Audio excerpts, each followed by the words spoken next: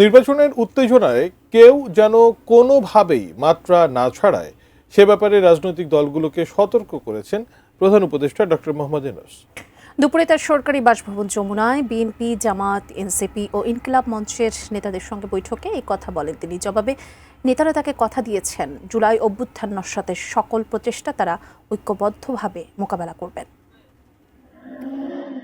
ইনকিলাব মঞ্চের মুখপাত্র ও ঢাকা ৮ আসনের সম্ভাব্য স্বতন্ত্র প্রার্থী শরীফ ওসমান হাদির উপর হামলার পর রাজনৈতিক দলের প্রতিনিধিদের সঙ্গে বৈঠক প্রধান উপদেষ্টা ডক্টর মোহাম্মদ ইউনূসের। ওসমান হাদির উপর হামলা পূর্ব পরিকল্পিত ও গভীর ষড়যন্ত্রের অংশ এবং পেছনে বিরাট শক্তি কাজ করছে বলেও মত প্রধান উপদেষ্টার। তিনি বলেন, নির্বাচন বানচালেই ষড়যন্ত্রকারীদের মূল চাওয়া।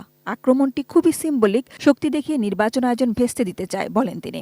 ষড়যন্ত্রকারীরা তাদের নেটওয়ার্ক বিস্তৃত করেছে এবং প্রশিক্ষিত শুটার নিয়ে মাঠে নেমেছে বলেও এই পর্যন্ত পাওয়া তথ্য থেকে জানান প্রধান উপদেষ্টা। প্রধান উপদেষ্টা রাজনৈতিক দলগুলোকে ভবিষ্যৎ নিয়ে চিন্তা করতে এবং নিজেদের মধ্যে দ্বন্দ্বে না জড়ানোর আহ্বান জানান। রাজনৈতিক বক্তব্য থাকলেও পরস্পরকে শত্রু ভাবা বা আক্রমণ করা সংস্কৃতি থেকে সরে আসতে বলেন।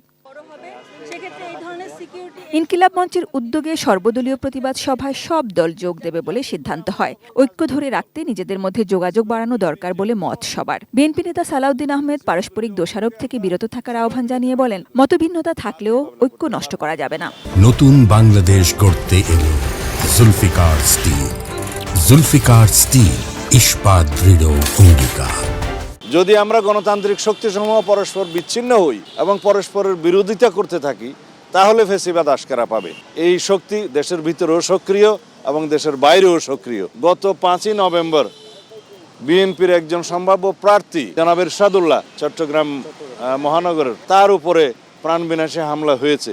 যারা এগুলো করছে তারা যখন মনে করছে যে তারা নিরাপদ থাকতে পারে, তখন এই সমস্ত ঘটনা আরও ঘটে। তবে এই জাতীয় ঘটনা দুই একটা বিচ্ছিন্ন ঘটনার মধ্য দিয়ে যদি পতিত ফ্যাসিবাদ মনে করে বাংলাদেশের নির্বাচন রুখতে পারবে, সেটা ভুল ধারণা। এনসিপির আহ্বায়ক নাহিদ ইসলাম বলেন, আওয়ামী লীগ ও জাতীয় পার্টিকে রাজনীতিতে পুনর্বাসনের চেষ্টা চলছে। বাংলাদেশের ব্যাপারে ভারতের হস্তক্ষেপ বন্ধে হাইকমিশনারকে তলবের দাবি তার।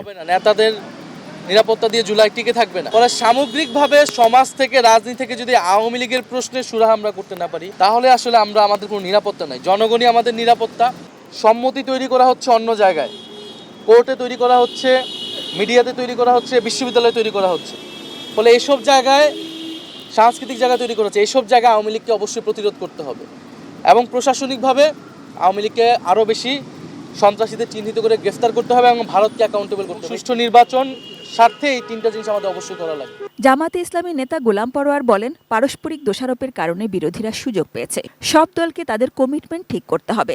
আইন উপদেষ্টা অধ্যাপক আসিফ নজরুল দলগুলোকে শুধু নিজেদের স্বার্থ নয়, জাতীয় স্বার্থের বিষয়ে সজাগ থাকার আহ্বান জানান। সাজিদা সুইটি, এটিএন নিউজ, ঢাকা।